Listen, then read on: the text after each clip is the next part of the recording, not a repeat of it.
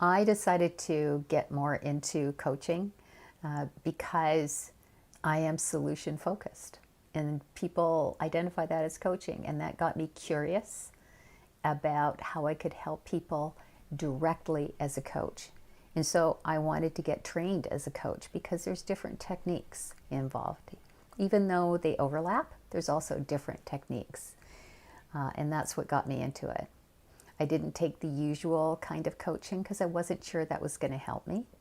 And so I happened upon Martha Beck. I liked her style and I liked her approach. And so I got her training.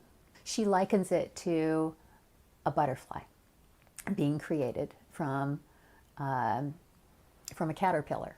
So it starts with the caterpillar going into or going to the bottom of a branch and hooking to it, and then forming a chrysalis. And inside that chrysalis, they dissolve completely. They're just matter.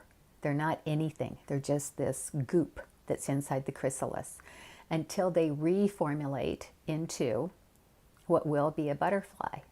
And the thing about the time that they're in the chrysalis is it seems like they're stuck because they end up in a place where they don't know what to do, where they've tried everything, they beat their head against a wall, and all they can do is start all over again. And that's when somebody actually gets help.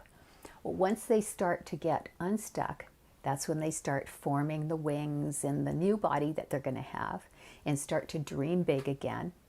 And then they have to get out of their chrysalis. Now, if you don't know this, it's interesting that if somebody helps a butterfly out of its chrysalis, it won't survive. It has to help itself out of its chrysalis, no matter how hard that is. And that's the next stage in coaching after a person is stuck and they get unstuck and they start dreaming big, is trying it out in reality. And that's when you fall on your face over and over and over again. That's the hard part.